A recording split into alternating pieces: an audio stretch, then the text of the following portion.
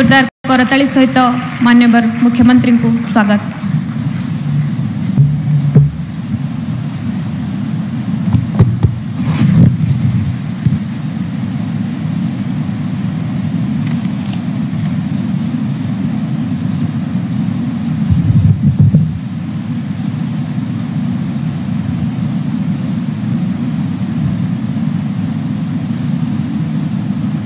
जय जगन्नाथ।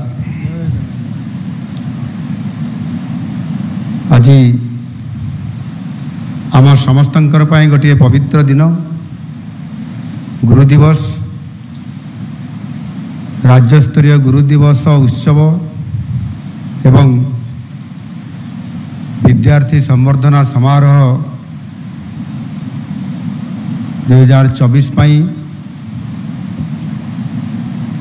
ये उत्सव समारोह रे आज उपस्थित थिबा माननीय मंत्री विद्यालय गणशिक्षा सामाजिक सुरक्षा और भिन्नक्षम सशक्तिकरण तथा अनुसूचित जनजाति और जाति उन्नयन संख्यालघु और पछुआ वर्ग कल्याण श्री नित्यानंद गंड महाशय, माननीय मंत्री उच्च शिक्षा क्रीड़ा और युवसेवा तथा ओडिया भाषा साहित्य और संस्कृति श्री सूर्यवंशी सूरज महाशय, विद्यालय गणशिक्षा विभाग कमिशनर तथा शासन सचिव श्रीमती शालिनी पंडित,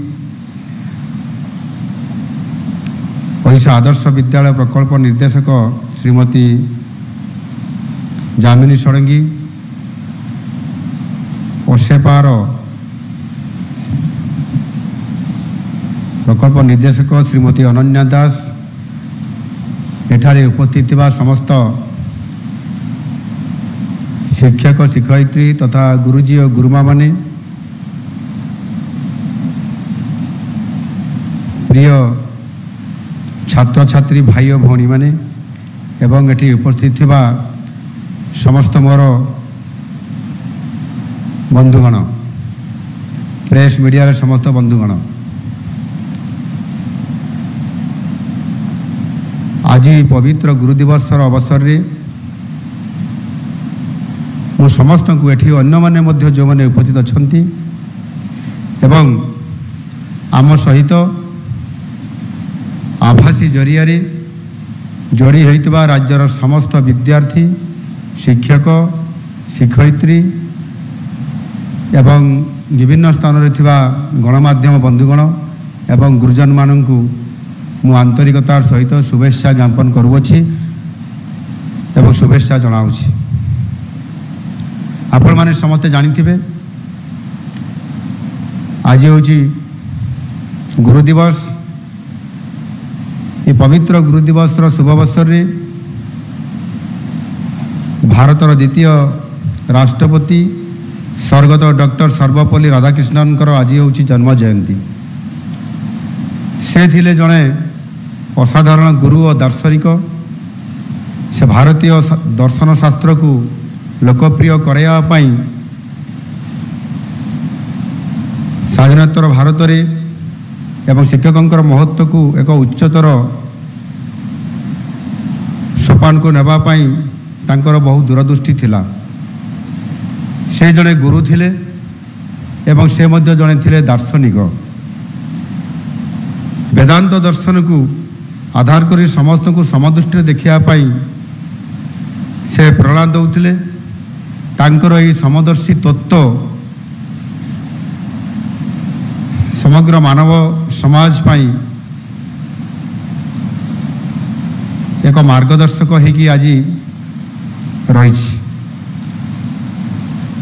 आंकर जन्म दिवस को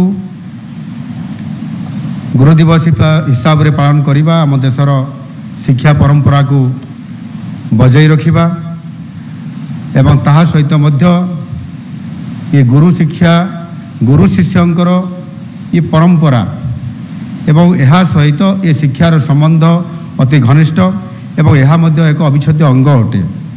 एणु एभली एक पवित्र दिवसर शुभ अवसर रे आज मु आमर सही ସ୍ୱର୍ଗତ ଡକ୍ଟର ସର୍ବପଲ୍ଲୀ ରାଧାକ୍ରିଷ୍ଣନଙ୍କୁ ପୁଣି ଥରେ ମୋର ଗଭୀର ଶ୍ରଦ୍ଧାଞ୍ଜଳି ଅର୍ପଣ କରୁଅଛି। ଆମେ ସମସ୍ତେ ଜାଣିଛନ୍ତି ଗୁରୁ କେବଳ ବିଦ୍ୟାର୍ଥୀମାନଙ୍କର ଭବିଷ୍ୟତ ନିର୍ମାଣ କରନ୍ତି ନାହିଁ, ସେମାନେ ସମ୍ପୂର୍ଣ୍ଣ ସମାଜର ଭବିଷ୍ୟତ ନିର୍ମାଣ କରିଥାନ୍ତି। ଆଉ ସେଇଥିପାଇଁ ସେମାନେ ହେଉଛନ୍ତି ଆମ ସମାଜର ମାର୍ଗଦର୍ଶକ।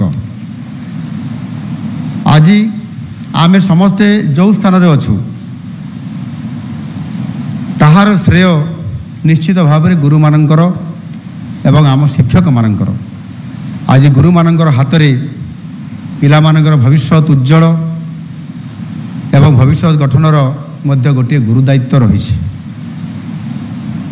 ତେଣୁ ମୁଁ ଚାହେଁ ଶିକ୍ଷକମାନେ ଛାତ୍ରଛାତ୍ରୀମାନଙ୍କୁ କେବଳ ଉତ୍ତମ ଶିକ୍ଷା ଦେଇ ସନ୍ତୁଷ୍ଟ ହୁଅନ୍ତୁ ନାହିଁ, ସେମାନେ ଯେପରି ଭଲ ମଣିଷ ହେବେ, ସେମାନେ ଯେପରି ନିଜର ମୂଲ୍ୟବୋଧକୁ ବୁଝିପାରିବେ ଏବଂ ତାହା ସହିତ ଆମର ବିଚାରଧାରା ନୀତି ଆଦର୍ଶବାଦୀକୁ ଅନୁସରଣ କରି ସେମାନେ ଆଗକୁ ବଢ଼ିବେ, ସେଥିପାଇଁ ସେମାନେ ଶିଷ୍ୟମାନଙ୍କୁ ଗୁରୁ ଦାୟିତ୍ୱ ଦିଅନ୍ତୁ ଏବଂ ଗୁରୁ ଦାୟିତ୍ୱ ମଧ୍ୟ ନିଅନ୍ତୁ।